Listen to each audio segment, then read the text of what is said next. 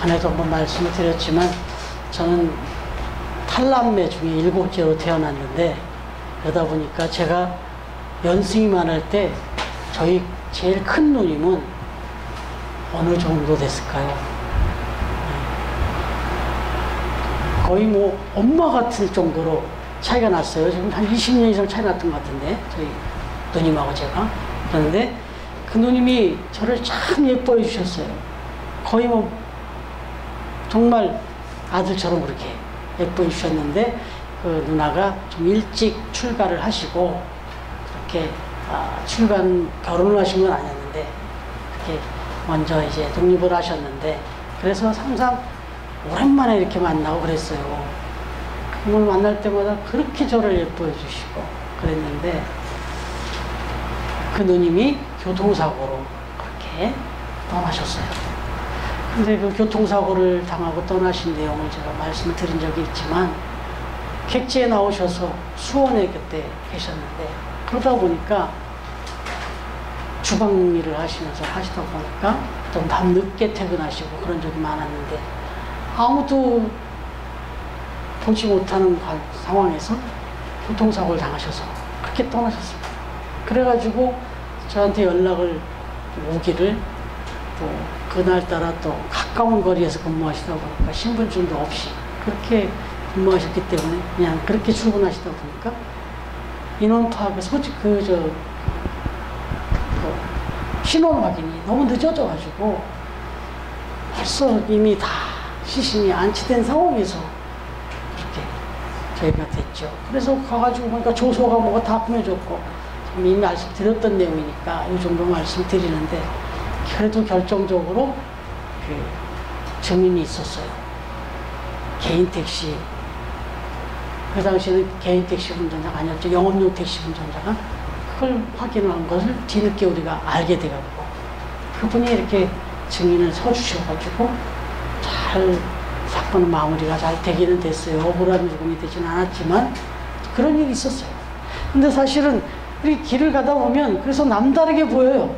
사거리 같은 데 이렇게 목격자를 찾습니다 라고 해갖고 그 사고 정황을 이렇게 간단히 적고, 이걸 보신 분 후위 살해하겠다, 꼭 좀 연락달라, 이런 걸 많이 봐요. 그런데 유감스럽게도 그런 현수막을 걸어가지고 증인이 나타난 경우가 참 드물다네요. 네. 좀 드문데, 뭐 여러 가지 이유가 있겠죠. 네. 여러 가지가 이유가 있겠는데, 모 일간지에 또 이런 내용이 나왔어요. 뭐냐면 증인 사생활보호 허점이라는 기사가 실린 적이 있어요. 증인들의 사생활보호에 허점이 드러났다, 이런 기사가 난 적이 있는데, 검찰의 뭐 각종 수사 기록이 이 공판 과정에서 그대로 다 노출이 된다는 거죠. 그러다 보니까 관련 증인들의 신변과 사생활 보호에 이게 허점이 드러나게 돼 있다는 거예요. 이걸 이제 증거물로 제시하고 이걸로 또 재판을 해야 되다 보니까 이 증인으로 나서면 증인으로 나선 사람들의 사생활까지 다 이게 드러나게 되어 있다. 이걸 어떻게 보호해 줘야 되는지, 그래서 사실은 증인으로 나오라 그러면, 또는 피해자도 이게 보복이 두렵고 점점 진술을 꺼리게 되었다, 이렇게 이런 내용의 기사였어요. 근데 이거는 지금도 마찬가지일 거예요. 지금도 이게 얼마 전에 나온 기사인데 지금도 역시 마찬가지가 아닌가 그런 생각이 드는데, 사실 참 그 피해를 입은 사람에게 있어서는 내가 그 사건을 보았다, 내가 그 사건을 경험했다, 이 한마디가 얼마나 중요합니까? 저는 뼈저리게 느꼈단 말이에요. 저희 누님 때문에. 정말 그분에게, 그 택시기사에게 정말 후위 살해도 했고요. 또 그분조차도 또 나라에서 개인 택시 면허까지 주고 이렇게 했는데, 정말 중요합니다. 나는 그 사건을 확실하게 보았다라고 이게 증거해 주는 거. 이게 만약에 침묵을 해버리거나 그냥 외면해버리면 심지어는 피해자가 가해자로 바뀌어버리는 경우도 있어요. 저희 누님도 그럴 뻔했어요. 저희 누님도 가해자라는 의미보다 피해자였는데 어떻게 보면 무단횡단을 했고, 정말 이 운전자는 아무런 잘못이 없는 것처럼 그렇게 조서가 다 꾸며져 있었단 말이에요.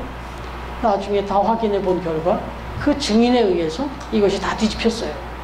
그래서 음주운전에다가 그 횡단보도를 건너고 있었고, 그런데 횡단보도 앞에서도 속도를 줄이지 않고 그냥 지나쳤고, 뭐 이런 여러 가지 정황들이 다 이렇게 됐는데, 정말 어찌됐든 간에 점점 이 증인들이 사라지고 있다.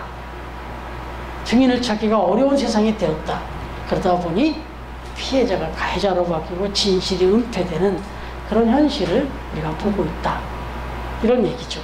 그런데 오늘 이 말씀을 드리는 내용은 오늘 본문의 내용을 보니까 이렇게 증인으로 나서면 여러 가지 신변이 노출되고 사생활 보호가 안 되는 것 때문에도 증인을 쓰기 어렵다고 하는데, 오늘 본문에 보면 목숨을 걸고 죽음을 각오하고 우리가 이 일의 증인이다라고 선포하고 나서는 사람들이 있었다. 우리가 지금 사도행전을 계속 묵상해 오고 있으니까 이미 누구 얘기인지 다 알지만 베드로예요, 베드로. 그리고 제자들이에요, 요한과. 예수님을 십자가에 죽이고 부활하신 주님을 부인했던 이 유대인들에게 우리는 예수님의 증인이다. 그분이 어떻게 억울하게 죽었고, 그리고 그분이 지금 다시 살아났다, 부활하셨다. 이걸 우리가 똑똑히 보았다. 이걸 강력하게 선포한 내용이다 이거죠. 14절 15절 한 번만 다시 읽겠습니다. 시작. 너희가 거룩하고 의로운 일을 거부하고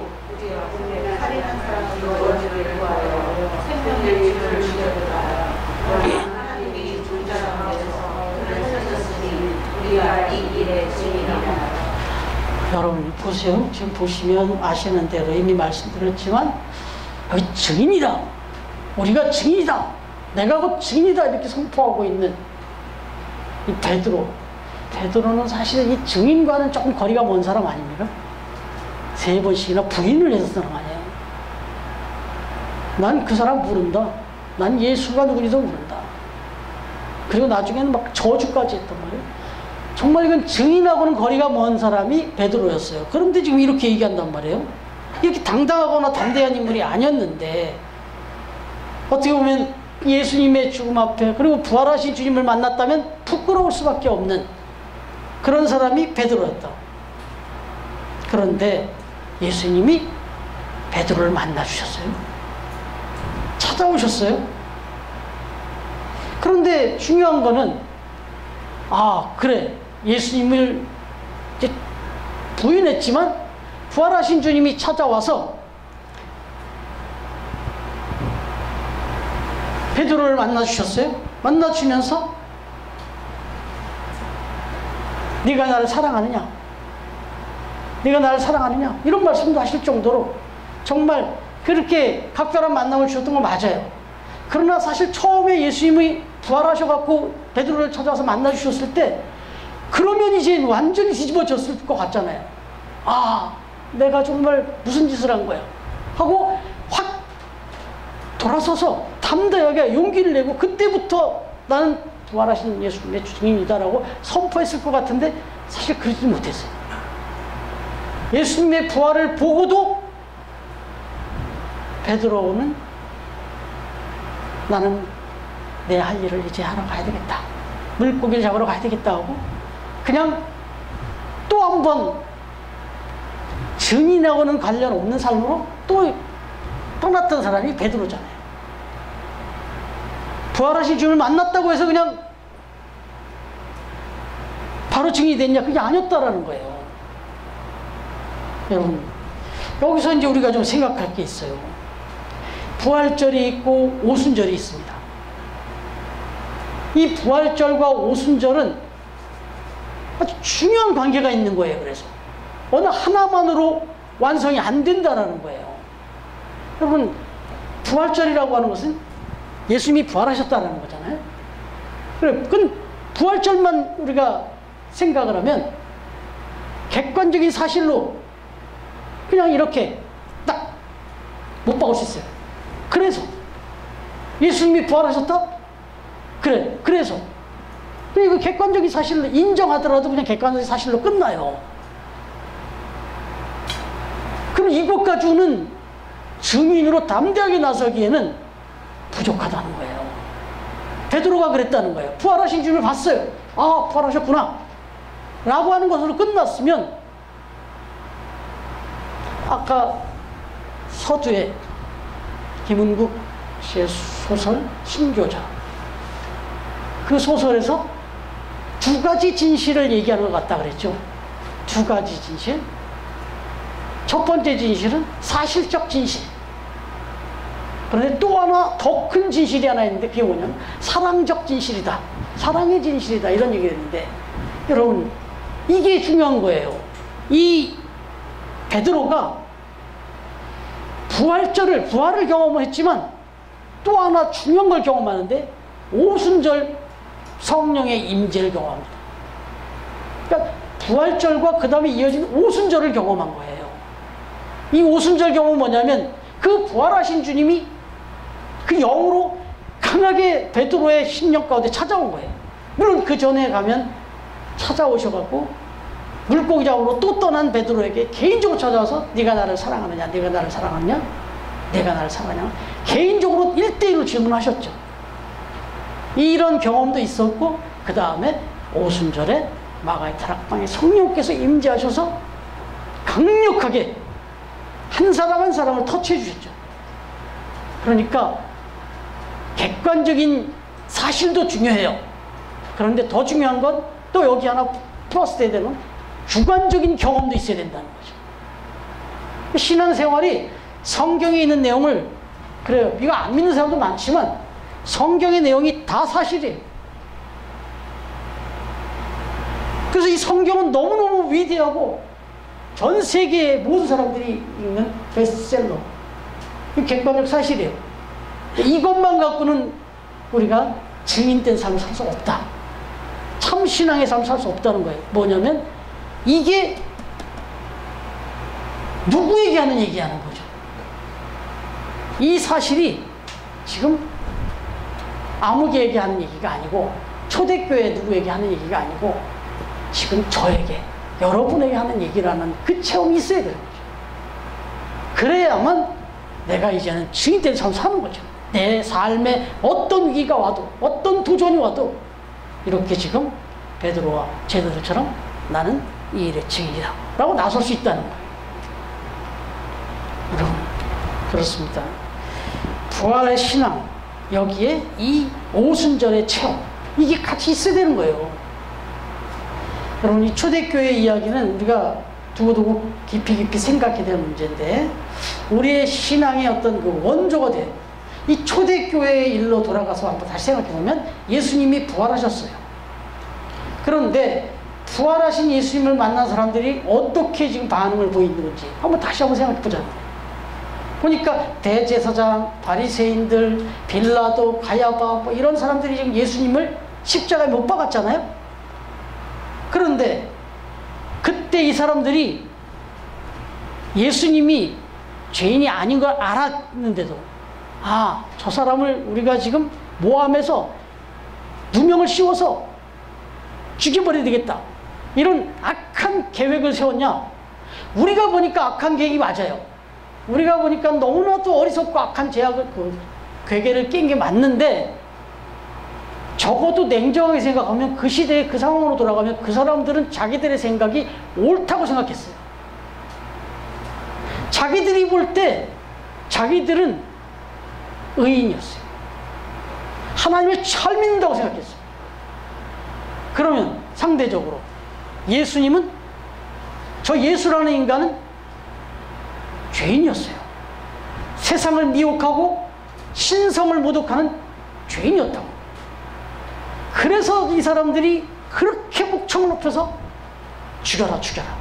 심지어는 그 살인 그 강도짓을 하고 그 잡혀온 바야바라는 사람까지도 놔두고 그냥 여길 죽여라. 예수를 죽여라. 그렇게 아주 강력하게. 그 사람들이 볼 때는, 그 사람들의 판단으로는 분명히 예수님이 죄인이에요. 그리고 예수님을 죄인으로 여기는 그 중에 이미 자기들은 의인인 거예요. 여러분, 그런데 그런 사람들이 지금 모여 있는 데서 베드로가 그 예수님은 하나님이 인정하고 하나님이 다시 살리신 의인이라고 지금 선포하고 있는 거예요. 결코 죄인이 아니었다. 너희가 의인을 죽였다. 그러니까 너희가 죄인이다. 이렇게 지금 얘기를 하고 있는 거예요. 너희는 죄인으로 몰아서 십자가에 예수님을 못 박았는데 하나님은, 너희들이 그렇게 의롭게 쳐다보고 바라보는 그 하나님이 그 죄인이라고 하는 예수를 의인으로 인정하시고 살려주셨다. 부활을 시키셨다. 영화롭게 하셨다. 이렇게 지금 선포를 하니, 이 이야기를 선포할 때 이미 지금 이 선포는 지금 계속해서 그 수많은 사람이 모여있는 그 사람들한테 너희들이 죄인이다. 네가 죄인이다. 지금 이렇게 지금 선포하고 있으니, 이 선포하고 있는 이 베드로나 이 제자들, 이건 죽음을 각오하는 거죠. 수적으로 봐도 이건 위협적이고. 지금 이렇게 예수님을 십자가에 못 박아 죽였던 이 수많은 무리들, 이 무리들 앞에서 예수는 부활하셨다라고 얘기하면서 너희들은 죄인이다. 너희가 죽인 예수님은 의인이다라고 이걸 거듭거듭 이렇게 얘기할 때, 그야말로 이건 말씀드린 대로 죽음을 각오하고 선포한 건데, 이렇게 죽음을 각오하면서까지 선포할 수 있었던 이유가 뭐냐? 말씀드린 대로 신앙이 그냥 객관적인 사실만 보고 지금 신앙생활을 한 게 아니라 자기의 주관적인 체험이 있었다는 거예요. 그러니까 신앙생활은 여기까지 가야 되는 거예요. 여러분, 이 사도행전을 지금 강의하면서 거듭 말씀드리지만, 증인이라는 말, 증인이라고 하는 말, 헬라어로는 마르투스라는 말씀 드렸잖아요.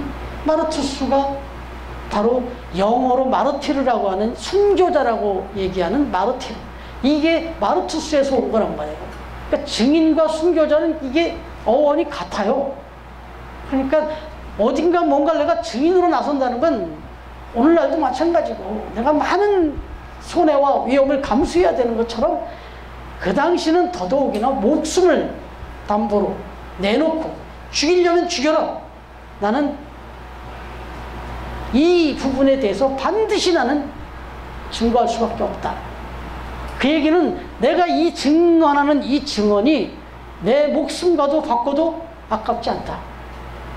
이렇게 고백한 거란 말이에요. 그만큼 예수님의 죽음과 부활은 베드로와 모든 제자들에게는 자기들의 생명과도 같은 그런 정도의 체험이 된 거예요. 경험이 된 겁니다. 아, 예수님은 나 때문에 죽은 거고 나를 위해서 다시 살아나셨다라는 확신이 있었던 거예요. 그럼 종교개혁자 중에 칼리라고 하는 분이 있어요. 근데 이분이 기독교 강의를 하면서 신앙은 세 가지 영역이 있다 이렇게 얘기를 합니다. 세 가지 영역, 세 가지 지식 뭐 이렇게 표현을 하는데, 첫 번째가 뭐냐? 성경적 지식이다. 신앙은 첫 번째 성경적 지식이 있어야 된다. 성서적 지식이 있어야 된다. 그런데 세 가지 지식이 있어야 된다는 얘기는 이게 충족이 돼야 된다는 얘기인데, 이것만 갖고 안 된다는 거예요. 성서적 지식이 하나 있어야 되는데, 두 번째 뭐냐? 경험적 지식이 있어야 된다. 체험이에요, 체험. 성경적 지식을, 이 말씀을 내가 삶에서 체험을 해봐야 된다는 거예요. 여기 기록된 성경적 지식을 내가 머리로만 아는 게 아니라 이 말씀을 내 삶 속에서 체험해보는 체험적 지식이 있어야 된다. 그리고 세 번째 지식인데, 체험적인 것뿐만이 아니라 이 말씀을 그대로 살면서 체험하는 정도가 아니라 동사 헌신적 지식이 있어야 된다. 이렇게 이야기를 해요. 점점 깊이 들어간 거예요, 사실은. 세 가지 지식, 성서적 지식, 그리고 경험 체험적 지식, 그리고 봉사와 헌신의 지식. 그냥 신앙적 이 체험적 지식이 없이 그냥 이 신앙생활을 하면 성서적 지식만 있으면요 관념과 신념에 빠질 수 있잖아요. 근데 그런 사람이 많아요. 말씀은 정말 천상뉴스처럼 달달달 외우고 막 10번, 100번을 읽었어요. 그걸 자랑해요. 그런데 한 말씀이라도 내가 붙들고 내 삶의 자리에서 한번 부둥켜 안고 살아보는지, 이게 중요하다는 거죠. 여러분, 말씀대로 그대로 살아서 체험하는 것, 그리고 더 중요한 것은 이제는 완전히 내 모든 걸 내어서 헌신하는 자리까지 나아가는 거예요. 하나님 말씀을 열심히 묵상하고 그 말씀대로 실천하고 행하고 순종하고 그 다음에 헌신을 해서 완전히 체득하는 것. 여러분, 미국의 아주 유명한 전도자 D.L. 무디를 아시잖아요. D.L. 무디, 이분은 사실 7살 때 아버지가 돌아가시고 정말 뭐 고아처럼 그렇게 자라서 뭐 배움의 기회도 당연히 없었죠. 근데 그렇게 여전히 그분은 그 후에도 뭐 그렇게 큰 지식을 쌓거나 그러지 못했어요. 그러나 정말 주님을 만난 이후로 성경에 이제 깊이 빠지게 됐고, 더 중요한 건 성경적 지식에 더 심취했던 것보다 이분은 이 말씀을 만날 때마다 그 말씀을 몸부림치면서 실천을 했어요. 그리고 그 말씀을 그냥 선포하고 돌아다녔어요. 그래서 뭐 집회를 하다 보면 별을 정말 시덥지 않은 시비를 거는 사람도 있었어요. 그 뭐 어휘 사용하는 게 뭐 저렇게 천박하게 표현을 하느냐, 문법이 하나도 안 맞는다느니, 어법이 하나도 안 맞는다느니, 뭐 저렇게 무슨 말 같지 않게 저렇게 말을 하는지, 뭐 이런 트집 잡는 경우도 많았다고 그래요. 그럼에도 불구하고 수천 번의 집회를 통해서 수만 명의 영혼들을 구원합니다.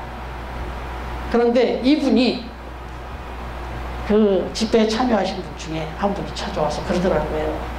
무디 선생님, 저도 우리 선생님처럼 성경을 정말 깊이 읽고 싶고 그렇게 살고 싶은데 성경을 읽다가 잘 깨달아지지 않고 의심이 생길 때가 있습니다. 이럴 때는 어떠면 좋겠습니까? 라고 물었다는 거예요. 성경을 읽다 보면 잘 깨달아지지가 않고 또 막 의심도 생기더라는 거예요. 이럴 때는 어떻게 하면 좋겠습니까? 라고 딱 물었더니 이 D.L. 무디 선생님 하는 말이, 그럴 때는 성경을 덮으세요. 성경을 덮으시고 나아가서 전도를 해보세요. 말씀을 그냥 지금까지 내가 듣고 배운 그 생각나는 거 가지고 전해보라는 거예요. 선포해보라는 거예요. 직접 가서 그 말씀 막 읽고 뭐 외우고 막 안 외워지고 막 깨달지 않는 것 갖고 고민하지 말고 지금 한 말씀이라도 지금 듣고 깨달은 거 가지고 그냥 나가서 전해보라는 거예요. 선포해보라는 거예요. 그리고 길에 다니면서 어려운 사람 있으면, 어려운 그 기관 있으면 가서 한번 도와줘보고 봉사도 해보고 실천해보라는 거예요. 그리고 와서 성경을 한번 읽어보라는 거예요. 그러면 성경이 그렇게 쉬울 수가 없다는 거예요. 그렇게 잘 이해가 될 수가 없다는 거예요. 자기는 그렇게 성경을 읽었다, 그렇게 얘기해줬잖아요. 여러분, 이게 무슨 얘기 같아요? 제가요, 처음에 핸드폰을 샀을 때, 핸드폰이 보급이 얼마 안 될 때죠. 핸드폰을 사니까 어이구 뭐 이렇게 설명서가 이렇게 두꺼운 걸 주더라고. 처음에 마음으로는 막 핸드폰을 사놓고 핸드폰을 놓고 막 설명서만 읽었어요. 그런데 도대체 이게 뭔 소리인지 못 알아듣겠더라고. 읽고 또 읽고 또 막 못 읽겠어요. 이해를 못 하겠어요, 잘. 어떤 거는 막 해갖고 이제 만져보고 했는데, 나중에 핸드폰을 이제 아주 능숙하게 사용하게 됐잖아요. 그러다가 어느 날 그 설명서가 저기 있다 꽂혀 있는 게 있어. 꺼내서 봤어요. 읽어보니까 너무 쉬워. 그 핸드폰 그 설명서에 있는 내용들이요, 너무 쉬워요. 아니, 제가 설명서를 쓸 수 있을 것 같아요.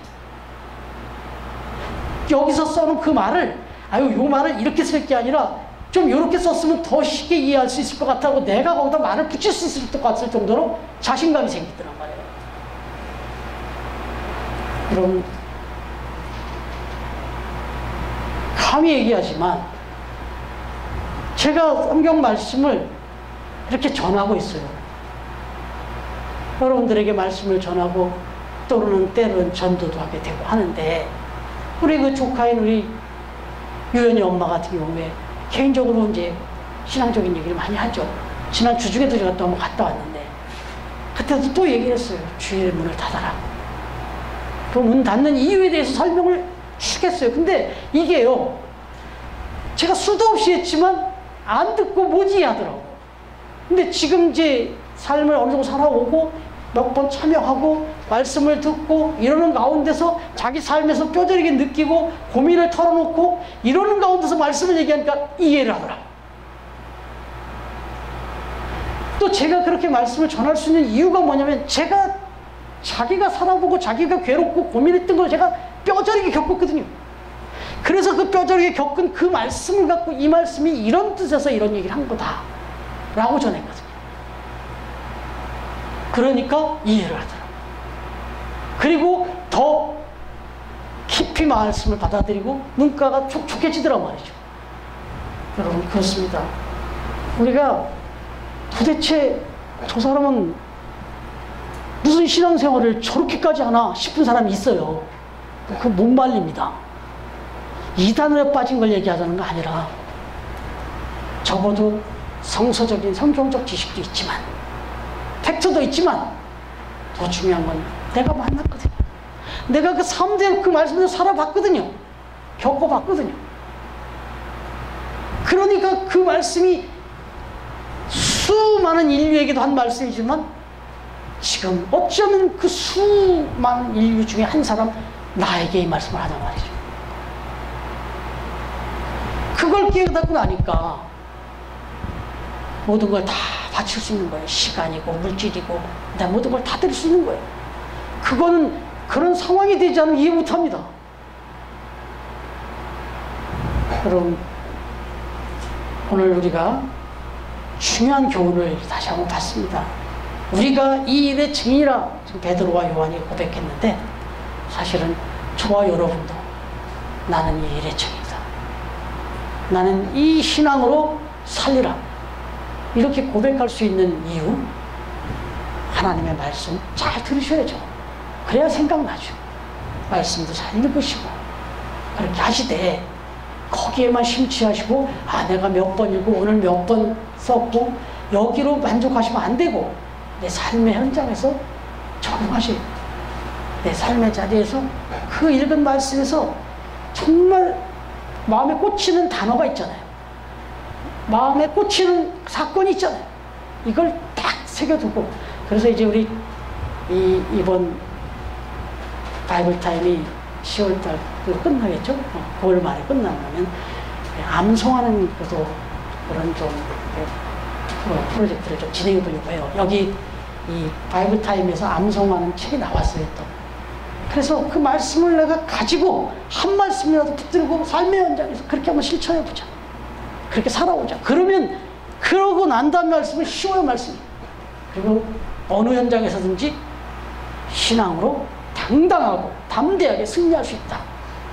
바라기는 우리 처음 가족 모든 여러분, 정말 분명하고도 담대한 신앙 가운데 언제 어두운 곳에서나 예수 그리스도의 증인으로서 살아가기에 부족함이 없도록 하나님 말씀도 확실히, 그리고 또 우리 삶의 현장에서 그 말씀을 실천해서 사는 삶도 확실히, 그리고 오늘 이분들이, 베드로와 이분들이 목숨을 걸고 했던 것처럼 기왕 신앙생활 하는 거 모든 걸 한번 다 한번 걸고 그렇게 신앙생활하고 하나님이 부어주시는 내가 어떤 것인지를 한번 우리 삶으로 깊이 체험하며 살아가는 우리 처음 갈 때 다 되어줄 수 있기를 우리의 영원한 또 증거자가 되시고 또 우리를 증인 삼으시는 예수님의 이름으로 축복합니다. 기도하겠습니다.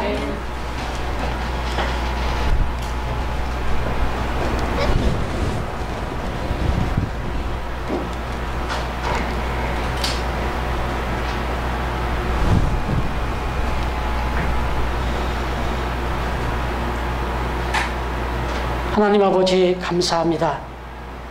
오늘 우리가 이 땅에 이렇게 존재하는 것, 그리고 또 오늘 하루를 우리가 살아가는 이유, 그 근원이 되시는 우리 주님을 우리가 다시 한번 이 주일에 찬미하며 주의 말씀을 상고하며 함께 은혜를 나눕니다. 베드로와 모든 제자들이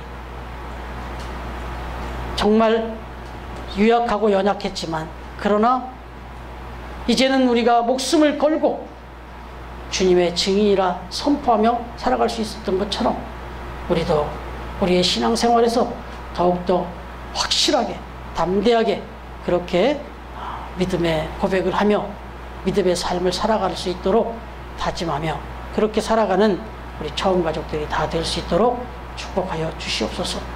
아버지 하나님, 지난 한 주간도 치열한 삶의 현장에서 정말 바로 이 물질 때문에 다투고 욕심내고, 그리고 또 하나님 앞에 찾아 나오지도 못하고 그렇게 살아가는 이들이 수도 없이 많은데, 우리는 이 물질의 주인 되시는 하나님을 높이며 이제 주신 바 은혜를 감사하며 정결하게 구별하여 이렇게 하나님 앞에 예물로 드립니다. 하나님, 예물을 드릴 뿐만 아니라 시간과 마음을 다 드리오니 받아주시고, 이 귀한 인생들 하나님 정말 하나님 앞에 드리고 소중하게 살아가는, 증인으로 살아가는 우리 성도들, 그 삶의 현장에 늘 함께해 주셔서 정말 하나님이 부어주시는 형통함이 무엇인지를 친히 경험하며 살아가는 우리 사업 가족들이 다 되게 하여 주옵소서. 가정과 일터와 사업처를 축복하여 주시옵소서. 이 예물이 쓰여지는 곳에서 또한 하나님의 나라가 이루어지고 주의 뜻이 이루어지고 귀한 영혼들이 구원함을 얻는 귀한 역사가 나타나게 하여 주시옵소서. 이제는 우리 주님 예수 그리스도의 은혜와 하나님의 사랑과 성령님의 교통하시는 은총이 오늘도 주의 말씀 앞에, 사랑하는 제자들의 고백 앞에 우리의 고백을 같이 합하여 이 땅에 살아가는 날 동안 주님의 증인으로서 믿음의 삶을 살아갈 것을 다시 한번 다짐하며 예배하는 우리 처음 가족들, 머리 위에, 가정 위에, 삶의 자리 위에, 그리고 처음 교회 위에, 기쁨의 집과 세이브존 위에 오늘도 주의 이름으로 예배하는 주의 백성들과 주의 교회들 위에 이제로부터 영원토록 함께해 주시기를 간절히 축원하옵나이다. 아멘.